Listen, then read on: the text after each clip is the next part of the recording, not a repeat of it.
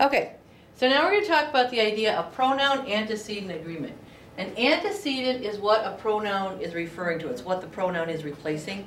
Often it is in the sentence, but sometimes it's in other sentences, so it's assumed. But you have to make sure you know that. So here's the example. People like to go to parties because they often get to see old friends.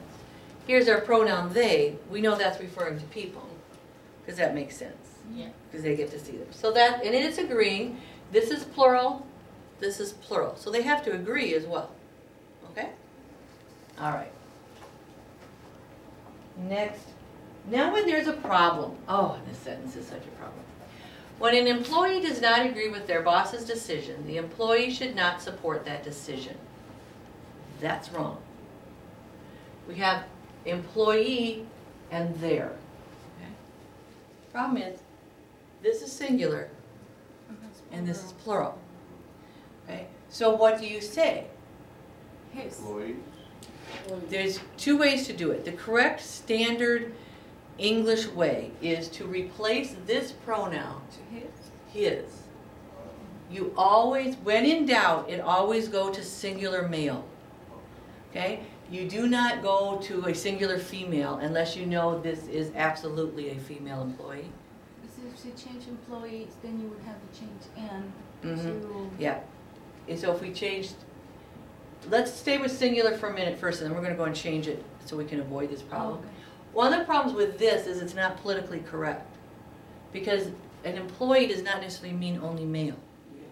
Okay? So one of the fixes that people agree to is like his or her.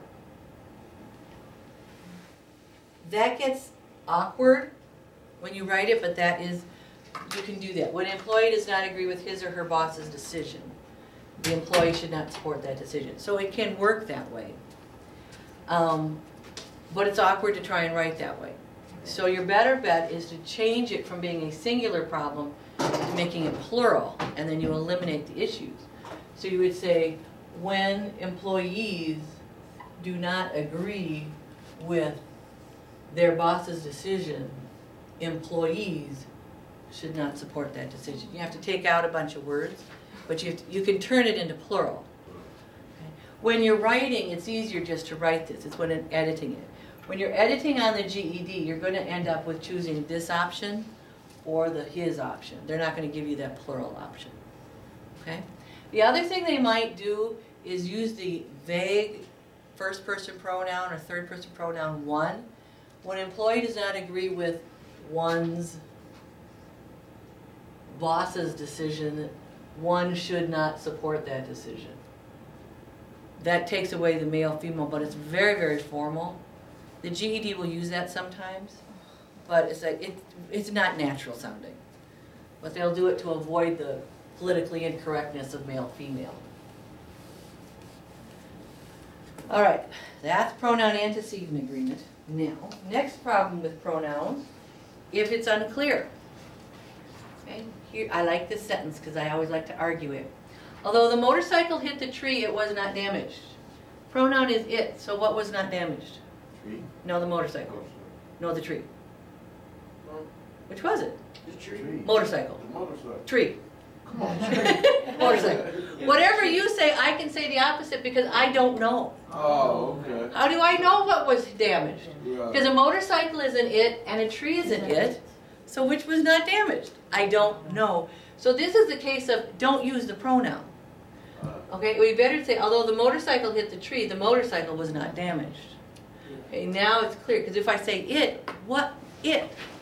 Which one is it? Whatever you say, I'll argue the opposite. Okay? All right, the other type is if it's very vague. When I say, they don't think children should watch violent TV shows, you're going, well, who the heck are they? Parents. And what right do they have to do that? You say parents, I say experts, my neighbors, you know, the teacher, the dog down the street, whoever.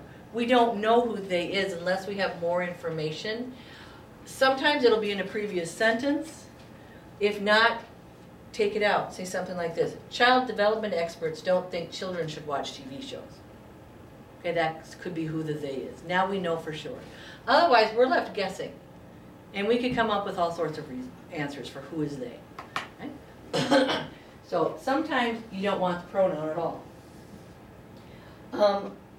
Which one of these is better? I would not want to be her, I would not want to be she, me would not want to be her.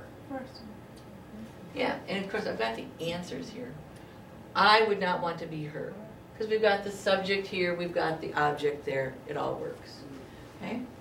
I think we're going to go back to the worksheet.